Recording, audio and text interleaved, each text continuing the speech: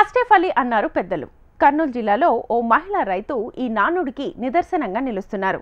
రసాయనాలతో పండిన ఆహారాన్ని తింటూ అనారోగ్యం బారిన పడుతున్న వారిని చూసి చలించిన పద్మావతమ్మ ప్రయోగాత్మక సాగుకు తెరలేపింది. తానెందుకు రసాయనాలు వాడకుండా ఆహారాన్ని పండించకూడదు అన్న ఆలోచన ఆమె జీవితంలో మార్పుని తీసుకొచ్చింది.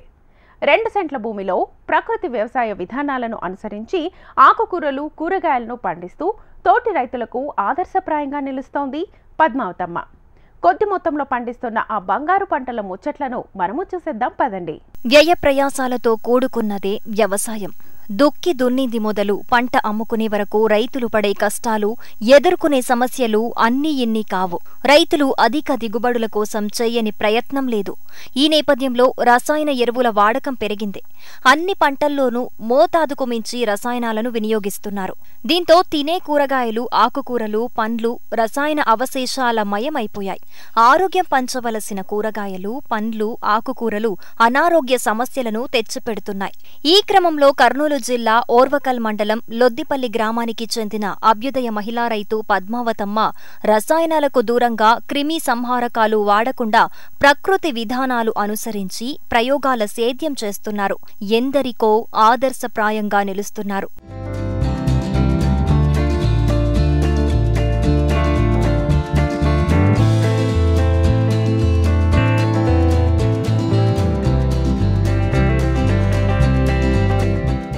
అందరిలానే పద్మావతమ్మ కుటుంబం కూడా రసాయనాలతో పండించిన కూరగాయలు, పండ్లు, ఆకుకూరలు ఆహారంగా తీసుకునేవారు. వీటి వల్ల ఆరోగ్యం పాడవుతోందని గుర్తించిన పద్మావతమ్మ ఓ ఆలోచనకు కార్యరూపం దాల్చారు. 2016లో ప్రకృతి సిద్ధంగా పంటలు పండించటం మొదలుపెట్టారు. 2 సెంట్లు భూమిలో 15 రకాల పంటలను ఇప్పుడు పద్మావతమ్మ పండిస్తున్నారు. ఇందులో వంగ, టమాటా, అరటి, సోర, బీర, కాకరతో పాటు పలు కూరగాయలు ఉన్నాయి. ఇక పాలకూర, తోటకూరతో పాటు అనేక రకాల ఆకుకూరలు, పండ్ల మొక్కలను సాగు చేస్తున్నారు. మేము ప్రకృతి వ్యవసాయంలో పంటలు పండించుకుంటూ కూరగాయలు కూడా పండించుకోవాలనే ఉద్దేశంతో ఈ సూర్యమండలం వేసుకోవాలా అని ఒక ఆలోచన చేసుకున్నాము. పంటలు అయితే పండించుకుంటున్నాం కానీ రోజువారీ కూరగాయలు తీసుకోవాలి అనే ఉద్దేశంతో కొద్దిగా స్థలంలో, అంటే ఒక 2 సెంట్ల స్థలంలో ఆకుకూరలు, కూరగాయలు వేసుకోవడం జరిగింది. మొదటి నుంచి ఆకుకూరలు బాగా రావడం జరిగింది. దాన్ని చూసి మాకు చాలా సంతోషం అనిపించింది. మా చుట్టుపక్కల వాళ్లకు ఇస్తున్నాము. తర్వాత బయట వాళ్ళు కూడా వచ్చి డబ్బులు ఇచ్చి తీసుకెళ్తున్నారు. తర్వాత ఇప్పుడు కూరగాయలు ఇప్పుడు వచ్చేస్తున్నాయి. వంకాయ, టమాటా, బీర, కాకర, తర్వాత సొర, ఇట్లా తీగజాతి కూరగాయలు, ఆకుకూరలు, గోంగూర, పాలకూర, చుక్కకూర, తోటకూర, మెంతకూర, కొత్తిమీర ఇవి వేసుకున్నాము. కూరగాయలు అయితే టమాటా, వంకాయ, చెవులకాయ, మిరప ఈ కూరగాయలు వేసుకున్నాము. పంటకు కావలసిన ఎరువులను సొంతంగా తయారు చేసి వాటిని పంటలకు వినియోగిస్తున్నారు పద్మావతమ్మ. సహజ సిద్ధంగా పంటలు పండిస్తూ ఉండటంతో అధిక దిగుబడులు అందుతున్నాయని చెబుతున్నారు. ఇంటి పశువులతో లభించే వ్యర్థాలను ఎరువుగా మార్చి ఎలా వినియోగించుకోవచ్చన్నది పద్మావతమ్మ ప్రత్యక్షంగా చూపిస్తున్నారు. ఇక పశువుల పోషణ విషయంలోనూ పద్మావతమ్మ చూపే శ్రద్ధ, అనుసరించే మెలకువలు తెలుసుకునేవారికి, చూసేవారికి ఆసక్తి కలిగిస్తున్నాయి. సార్ వాళ్ళు ఏం చెప్పారంటే, ప్రకృతి వ్యవసాయం చేసేటప్పుడు వీళ్ళు న్యాచురల్ ఫార్మింగ్ వాళ్ళు వచ్చి చెప్పారు, ఒక కుటుంబానికి సరిపోతుంది సూర్యమండలంలో కూరగాయలు అన్నారు. కానీ మాకు 4-5 కుటుంబాలకు సరిపోతున్నాయి. కానీ రీప్లేస్ చేసుకుంటూ ఉంటాము. దీనికి ఒక 7 రకాలు ఫస్ట్ బెడ్ ఉంటుంది. మళ్ళీ తర్వాత సూర్యమండలం మోడల్ కాబట్టి మళ్ళీ 7 రకాల బెడ్లు ఉంటాయి. అందులో ఆకుకూరలు, కూరగాయలు వేసుకుంటాం, రీప్లేస్ చేసుకుంటుంటాం 2-3 నెలలకు ఒకసారి. మళ్ళీ చుట్టూ ఒక వల్లలాగా ఏర్పాటు చేసుకొని వాటికి తీగజాతి కూరగాయలు వేసుకోవడం జరుగుతుంది. ఆ తీగజాతి కూరగాయల నుంచి మంచి కూరగాయలు వస్తున్నాయి. మాకు మంచి ఆరోగ్యం ఉంటుంది. ఈ 2 సెంట్ల స్థలానికి 50 కేజీలు ఘనజీవామృతం దాని మీద పేడ మీద చల్లి అట్లా 2-3 సార్లు వేసి తయారు చేసుకొని ఈ సూర్యమండలానికి ఒకేసారి దుక్కిలో వేసేసుకున్నాము. తర్వాత ప్రతి 10 రోజులకు ఒకసారి ఒక 1000 లీటర్లు పట్టే ట్యాంక్ ఉంది. ఆ ట్యాంక్లో వాటర్ బట్టి జీవామృతము ఒక 100 లీటర్లు అట్లా వదిలేస్తుంటాము. ఇంకా అదే వీటికి బాగుంటుంది. మళ్ళీ తర్వాత వీటికి పసుపు పల్లాలు పెట్టుకోవడం జరిగింది దోమకు. ఆకుకూరలకైతే ఏమి ఎక్కువ ఇవి పురుగు బెడద ఏముండదు. అన్ని ఖర్చులు పోను నెలకు 10,000కు పైగానే ఆదాయం వస్తోందని పద్మావతమ్మ అంటున్నారు. రసాయనాలతో పండిన పంటలు ఆరోగ్యాన్ని దెబ్బతీస్తున్నాయని, ప్రస్తుత పరిస్థితుల్లో ప్రకృతి వ్యవసాయం చేయటం ప్రతి రైతుకు అవసరమని అంటున్నారు. వర్షాలు రావడం వల్ల కొద్దిగా పురుగు అట్లా వస్తుంది. వాటికి వేప కషాయము, పురుగు ఎక్కువ ఉంటే బ్రహ్మాస్త్రము అట్లాంటి పిచికారి చేసుకోవడం జరుగుతుంది. అంతకు తప్పితే ఏం పెద్ద సమస్యలు ఉండవు. మనము అనుకున్న స్థాయి కంటే, మేము అనుకున్న దానికంటే మంచిగా మాకు వస్తుంది కాబట్టి చాలా సంతోషం అనిపిస్తూ ఉంది. దీన్ని చూసి ఇంకా వేరే వాళ్ళు కూడా వేసుకోవడం జరిగింది. ఈ మార్కింగ్ ఇస్తారు. ఫస్ట్ మార్కింగ్ ఇస్తే దాని ప్రకారం ఆ కూరలు కాలువలు ఉంటాయి. ఒక్క చోట పడితే వాటరు మొత్తం కాలువల ద్వారా వెళ్తాయి. తర్వాత బెడ్లకు కూడా మనము ఫస్ట్ కాలువలే ముఖ్యం. కాలువలు చెడిపోకుండా చూసుకోవాలన్నమాట. మావి ఏమంటే ఇప్పుడు కాలువలు ఉన్నాయి, వర్షం ఎక్కువ పడడం వల్ల కాలువలు కొద్దిగా చెడిపోయాయి. తర్వాత మళ్ళీ మనం కొద్దిగా సలికె తీసుకొని కాలువలు చేసుకుంటూ ఉంటే 65 రోజులు కూరగాయలు ఆకుకూరలు వస్తూనే ఉంటాయి. వీటికి ఎక్కువ నీళ్లు కూడా ఎక్కువ అవసరం ఉండదు. మాకు కొద్దిపాటి నీళ్లతోనే మేము పండించుకుంటున్నాం. మనసు ఉంటే మార్గం ఉంటుంది, ప్రయత్నం చేస్తే ఫలితం కనిపిస్తోంది. ఇదే ఇప్పుడు పద్మావతమ్మ నిరూపించి చూపిస్తున్న సత్యం. ప్రకృతి వ్యవసాయం ద్వారా కలిగే ప్రయోజనాలేమిటో ప్రత్యక్షంగానే తెలుసుకోగలమని పద్మావతమ్మ అంటున్నారు. పెట్టుబడులు తగ్గించుకోవాలన్నా, ఆరోగ్యాన్ని నలుగురికి పంచాలన్నా ప్రకృతి సేద్యం ఒక్కటే మార్గమని తెలిపారు. తోటి రైతులు ఈ వైపు అడుగులు వేయాలని సూచిస్తున్నారు. పశువుల పెంపకం అనుకున్నంత తేలిక కాదు. పైగా ఇప్పుడున్న పరిస్థితుల్లో ఏడాది పొడవునా పశుగ్రాసం అంటే రైతుకు తలకు మించిన భారంగా మారుతోంది. శారీరక శ్రమ, అనువైన పొలం, అవసరమైన మేర నీరు, ఇలా ఏ ఒక్కటి తక్కువైనా కష్టమే. ఈ రోజుల్లో 2-3 గేదెలకు మేత పెట్టడం గగనంగా మారిపోతోంది. ఈ పరిస్థితుల్లో హైడ్రోపోనిక్స్ విధానంలో షేడ్ నెట్ కింద అవసరమైన పశుగ్రాసాన్ని పెంచుకోవచ్చు. తక్కువ స్థలంలో తక్కువ నీటి వినియోగంతో వాతావరణ పరిస్థితుల గురించి ఆలోచించకుండా పోషకాల గ్రాసాన్ని పశువులకు అందించవచ్చు. మరి హైడ్రోపోనిక్స్ విధానంలో మొలక గడ్డిని ఏ విధంగా సాగు చేయాలో ఇప్పుడు చూద్దాం.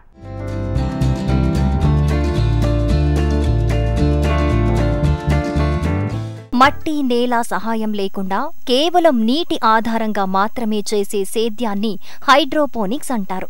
ఈ మధ్యకాలంలో మిద్దెలు సాగు చేసే చాలా మంది రైతులు ఈ పద్ధతిని అనుసరిస్తూ చక్కటి ఫలితాలను అందుకుంటున్నారు. ఆకుకూరలతో పాటు కొన్ని రకాల కూరగాయలను పండిస్తున్నారు.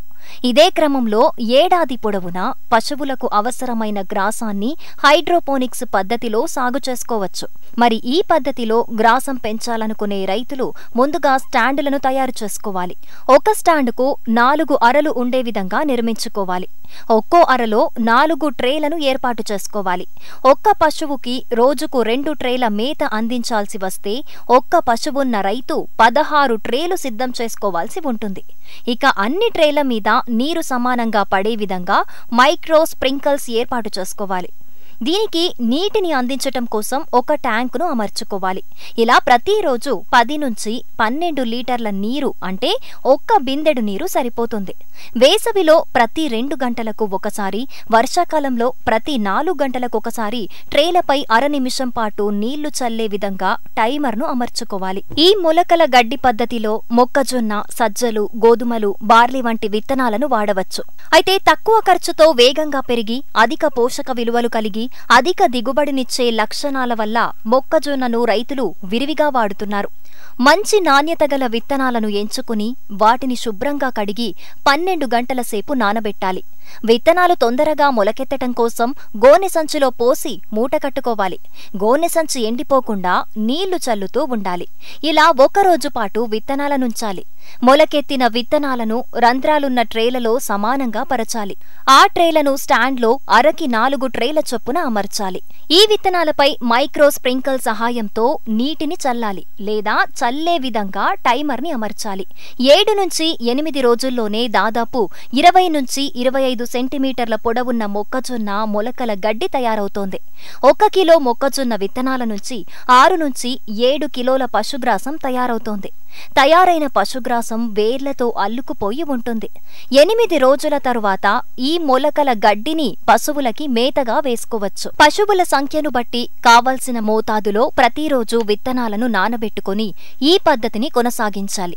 ఈ పద్ధతిలో పశువులకి కావలసిన మేలైన పశుగ్రాసం సులభంగా అధిక మోతాదులో పొందవచ్చు.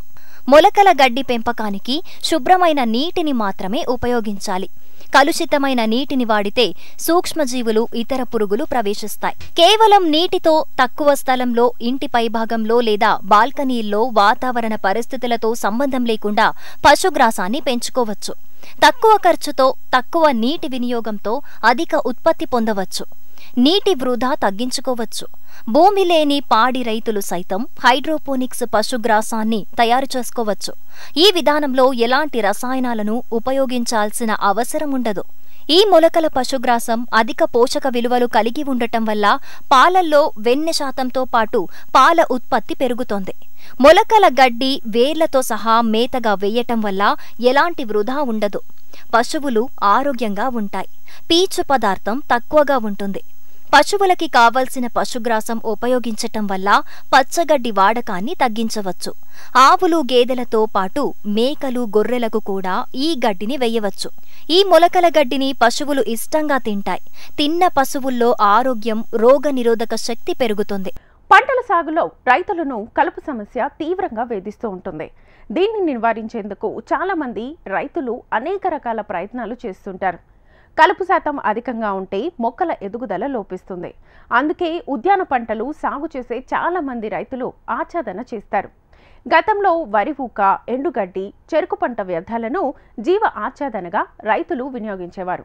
ఇవి కొన్నాళ్లకు చేనులో కలిసిపోయి సేంద్రియ పదార్థాన్ని పెంపొందించేవి. కానీ ఈ మధ్య కాలంలో ఆధునిక సాంకేతిక పరిజ్ఞానం అందుబాటులోకి రావడంతో చాలా మంది రైతులు ప్లాస్టిక్ మల్చింగ్ వైపు అడుగులు వేస్తున్నారు. ఉద్యాన తోటల్లో ఈ విధానాన్ని అనుసరిస్తున్నారు. అయితే ఈ విధానం కాస్త ఖర్చుతో కూడుకున్నది. దీంతో చిన్న సన్నకారు రైతులకు కాస్త ఆర్థిక భారంగా మారుతుంది. ఈ క్రమంలో సేంద్రియ విధానంలో చేసుకునే ఆచ్ఛాదన విధానాలపై నేలతల్లి అందిస్తున్న కథనాన్ని ఇప్పుడు చూసేద్దాం.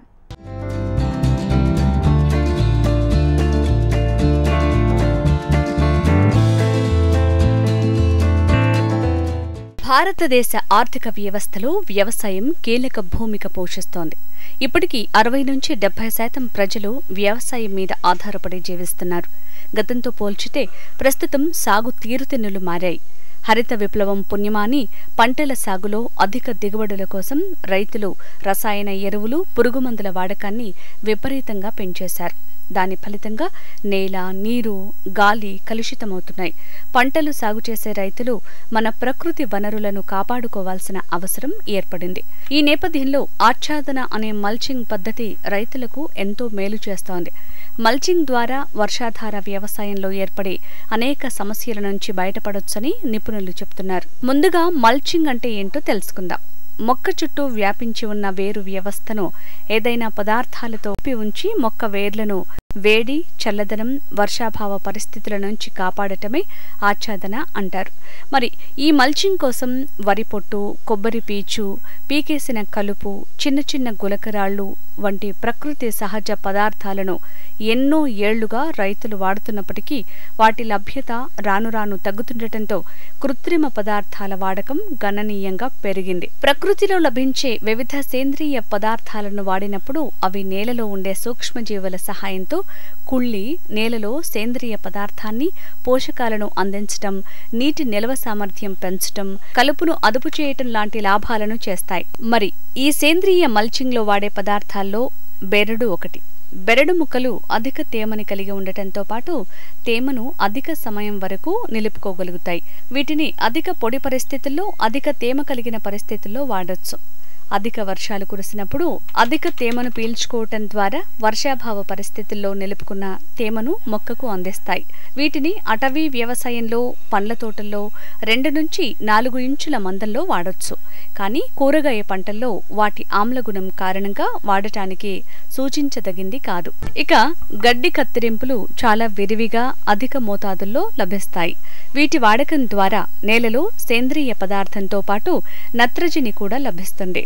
పచ్చగడ్డిని వాడినప్పుడు అవి వేర్లను వృద్ధి చేసుకుని పంట మొక్కలకు నష్టాన్ని కలుగజేస్తాయి. కాబట్టి ఎండిన గడ్డిని 2 నుంచి 3 ఇంచుల మందం గల పొరల్లో కూరగాయ పంటల్లో వాడొచ్చు.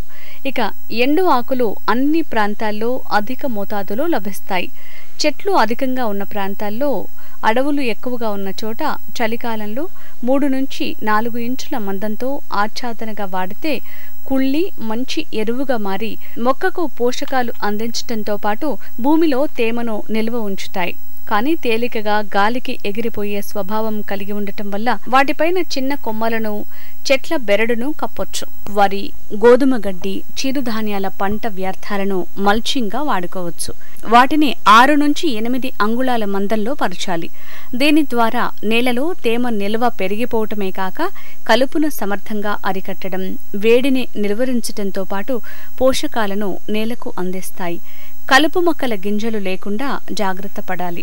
ఈ రకం ఆచ్ఛాదన గడ్డి ఎండుగడ్డి కంటే ఎక్కువ కాలం మన్నిక ఉంటుంది. కంపోస్టుని, పశువుల ఎరువును మల్చింగ్గా వాడటం ద్వారా నేల భౌతిక, రసాయన, జీవ లక్షణాలు మెరుగుపడతాయి. అంతేకాక నేలలో తేమను నిలుపుకునే శక్తి పెరగటం, సూక్ష్మజీవుల అభివృద్ధితో పోషకాల లభ్యత పెరుగుతుంది. కానీ కలుపు నివారణ పూర్తిగా సాధ్యపడదు. మొక్కజొన్న, జొన్న చొప్ప, వేరుశెనగ పొట్టు, కంది, పత్తి కట్టి పంటల ఆర్థిక ఉత్పత్తి తీసుకున్న తర్వాత మిగిలిన పంట వ్యర్థాలను మల్చింగ్గా వాడి కలుపు నివారణతో పాటు నీటి నిల్వ సామర్థ్యం పెరుగుతుంది. పోషకాల లభ్యత నేలలో అధికమవుతుంది. సేంద్రియ మల్చింగ్ వల్ల తీక్షణమైన సూర్యరశ్మి నేల మీద పడకుండా కాపాడుతుంది. నేలలోని ఉష్ణోగ్రతను నియంత్రిస్తుంది. నేలలో తేమ ఎక్కువ కాలం నిల్వ ఉంటుంది. కలుపు మొక్కల ఎదుగుదలను నియంత్రిస్తుంది. నేల కోత కాకుండా నివారిస్తుంది. నేలలో సేంద్రియ పదార్థాన్ని, సేంద్రియ కర్బన శాతాన్ని పెంచుతుంది. మొక్కల వేరు వ్యవస్థ బలంగా ఉండి భూమి లోపలి పొరల్లో ఉన్న పోషకాల లభ్యత పెరుగుతుంది. నేల భౌతిక, రసాయన, జీవ లక్షణాలు మెరుగుపడతాయి.